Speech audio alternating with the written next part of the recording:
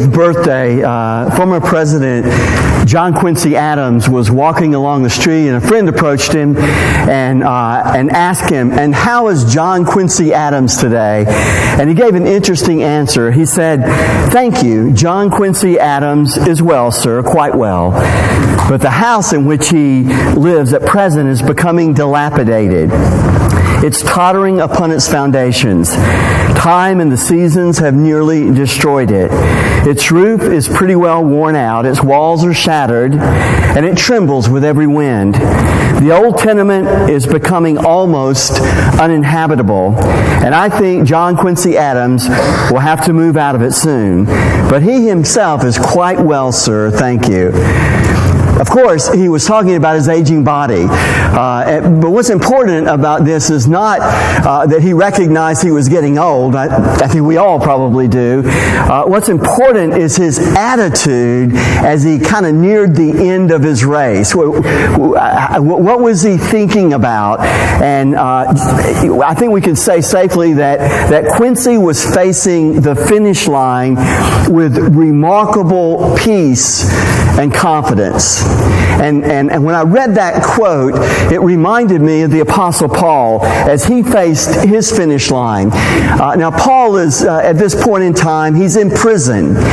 And he's writing to his young protege, Timothy.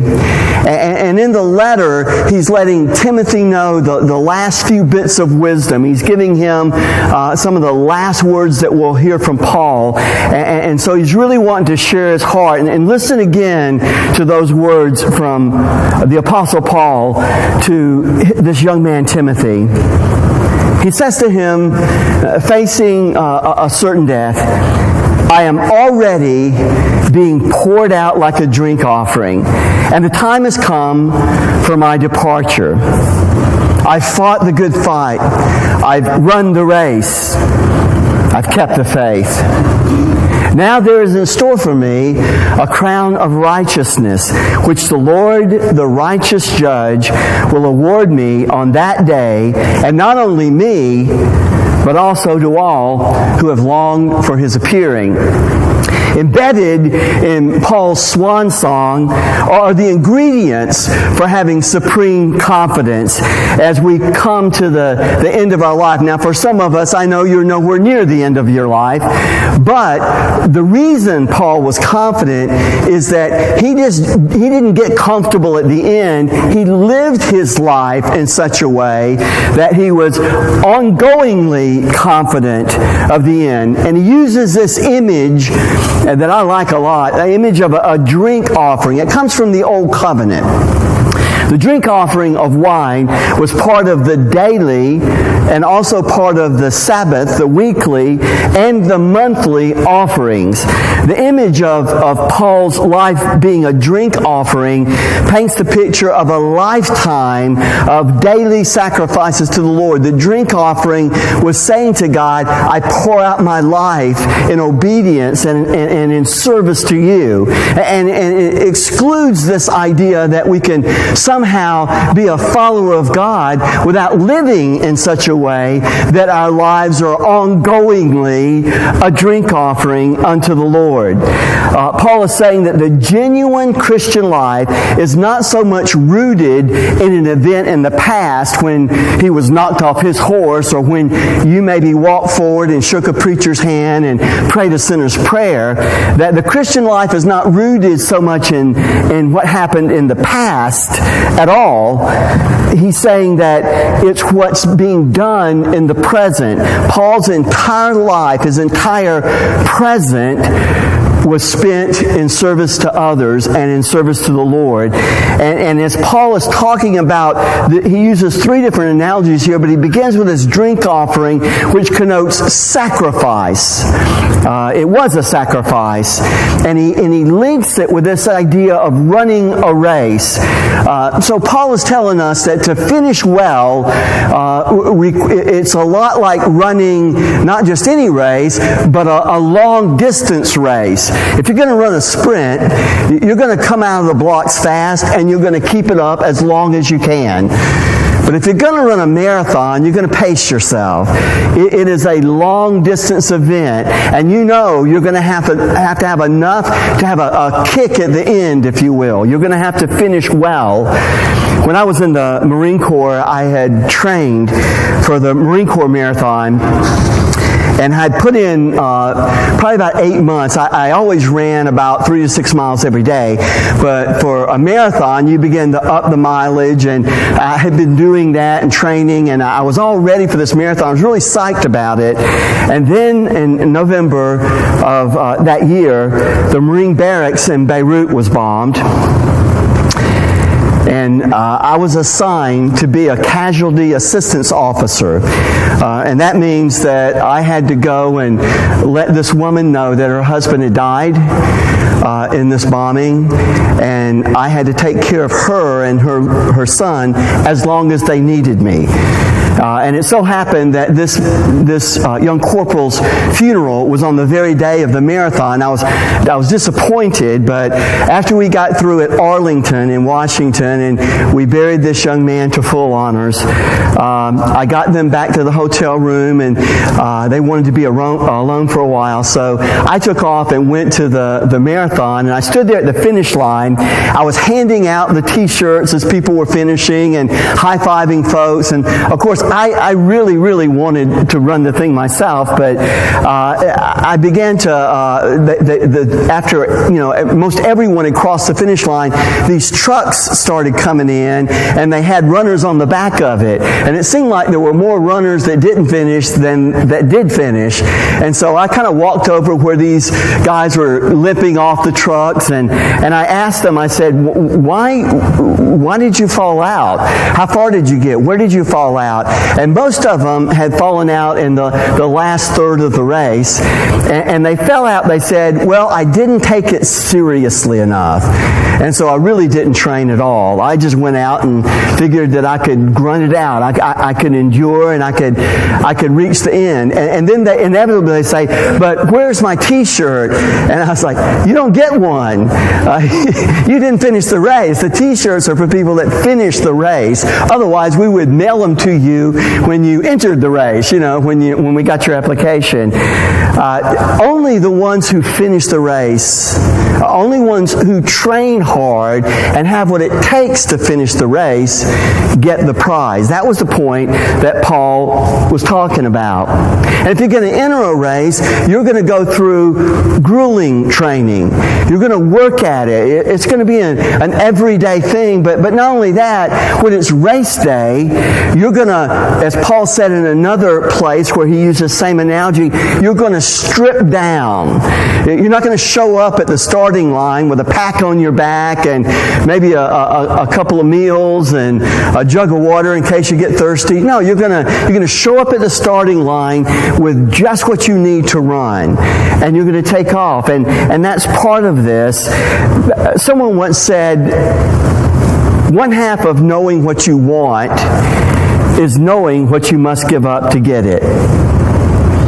And in order to do what Paul did, to run the race well and to finish well, Paul knew that there were things that he had to give up.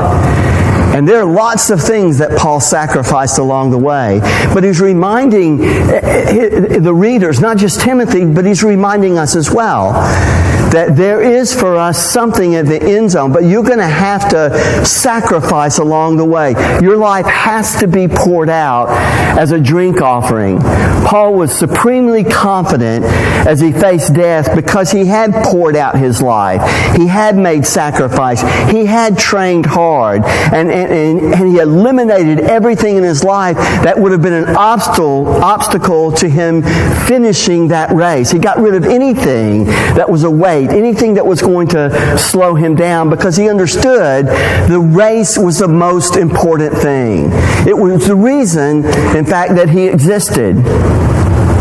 But the second thing that Paul tells us that we must do, beyond this idea of sacrifice, is that we have to have perseverance. We have to not give up. It's not enough to start well. We've got to finish the race as well. We've got to persevere, and especially when it gets increasingly difficult. In another letter, Paul wrote about this race, and he said that we have to run it with patience. It gives you this idea of a marathon instead of a sprint. Running connotes vigorous activity, and running means that we go at it pretty hard. The idea that we're running at all means that we're exerting a lot of effort and energy, but it is not the sprinter who blasts out of the blocks. It's the marathoner who keeps in mind that we have to persevere. We have to overcome obstacle after obstacle after obstacle. A cheetah survives in the African plain by running down its prey. The big cat can sprint at 70 miles an hour. That's amazing. So a cheetah can run 70 miles an hour, but it can only do it for about 10 seconds because a cheetah has an unusually small heart for the size of its body. But it's built to do those short sprints. A cheetah's not built for the long distance. And the way that animals get away from a cheetah is to just stay out of its reach long enough for him to run out of steam. What God calls us to is not the cheetah image. What God calls us to is this long distance running. Finishing well requires sacrifice, and it also requires perseverance. This idea that we stick with it. And the only way that we can be willing to make those kind of sacrifices and to overcome those kind of obstacles is because we keep the finish line in sight. We know the goal that we're going after. Jesus said it this way: suppose one of you wants to build a tower. Will he not sit down and estimate the cost to see if he has enough money to complete it? For if he lays the foundation and is not able to finish it, everyone who sees it will ridicule him, saying, "This fellow began to build and was not able to finish." Or suppose a king is about to go to war against another king. Will he not sit down and consider whether he is able with 10,000 men to oppose the one coming against him with 20,000? If he's not able, he will send a delegation while the other is still a long way off and will ask for terms of peace. In the same way, any of you who does not give up everything cannot be my disciple. Count the cost. Count the cost.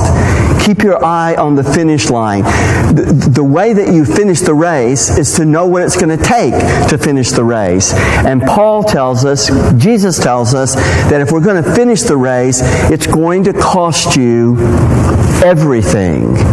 And if you're not willing to give up everything, then you might as well not even begin, because you'll be mocked. You'll make a fool of yourself starting a race that you never intend to finish.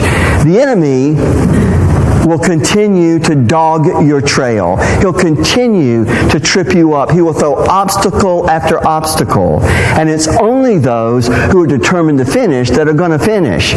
Because most of the people, unfortunately, will end up giving up before the finish line. They'll end up stopping short of what it takes to get the prize. If we're going to run this race, we must be willing to sacrifice. We must persevere, and we must keep our eye on the finish line. And quite frankly, the reward, what God promises us, only goes to those who actually finish the race. In other words, if you look back over the history of the Bible, you look back at individual lives, you will find that most people failed in the latter years of their life, not the early years. Failure came later. And that should give us a warning, a dire warning, that guys, especially as we near the end zone, we need to be sure.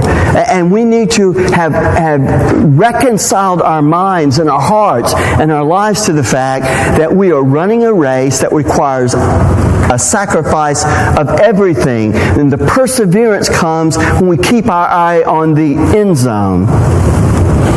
On Tuesday, July 20th of 1993 in Washington, D.C., a White House counsel by the name of Vince Foster left his office and he pulled his Honda Accord into the streets of D.C. He drove to a little-known national park on a bluff overlooking the Potomac River. There, Vincent Foster used an antique .38 caliber revolver to end his life. It was a tragedy. And when then President Clinton heard the news, he called his staff together to console them on the loss of someone that they all knew and loved. Then President Clinton said these words, "It would be wrong to define a life like Vince Foster's only in terms of how it ended." And Clinton is right. It's a hard thing, but the sad fact is that no matter how much Vince Foster's friends, family, colleagues, and workmates tried to put the end of his life out of their minds, how the life ended will always be what we remember. Because how a life, how a ministry, how a job, how a relationship ends defines and colors everything that goes before it. Everything. Think of how Judas is remembered.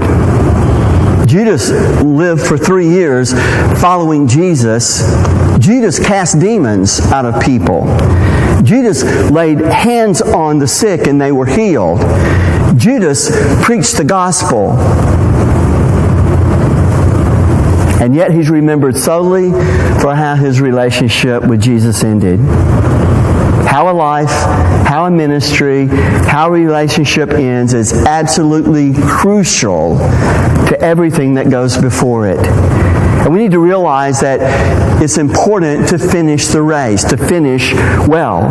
It's important to start right, but it's also imperative that we end well. The Greeks had a race in the Olympic Games that was unique. The winner was not the runner who finished first. It was the runner who finished with his torch still lit. It's where we get the tradition of the Olympic torch. I want to run all the way with the flame in my torch burning brightly. Because if that goes out, it really doesn't matter. It doesn't matter if you're the first one at the end zone. You don't win. It matters that that light was lit. Frankly, stopping at third base adds nothing to the score. A fellow officer of mine once described one of the men that worked for him, another officer, on a fitness report. He said these words in the fitness report: "He runs a great 95-yard dash." What does that tell you? He's a guy that looks good, but he doesn't finish. We call that damning with faint praise. That is a distinction that we can do without.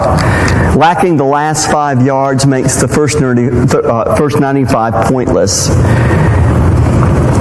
Many years ago, I was a distance runner. In every race I run, I noticed that those who finished early always hung around the finish line to cheer on those that came behind.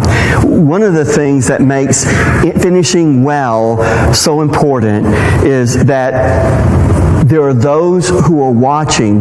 We have a cloud of witnesses. Maybe your parents or your grandparents or friends.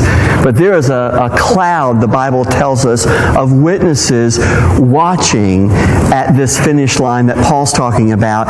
And they're there to cheer us on, to root us on, to finish well, to finish with a kick, to make sure that we cross that line. But the main reward is in becoming what God fully intended us to be.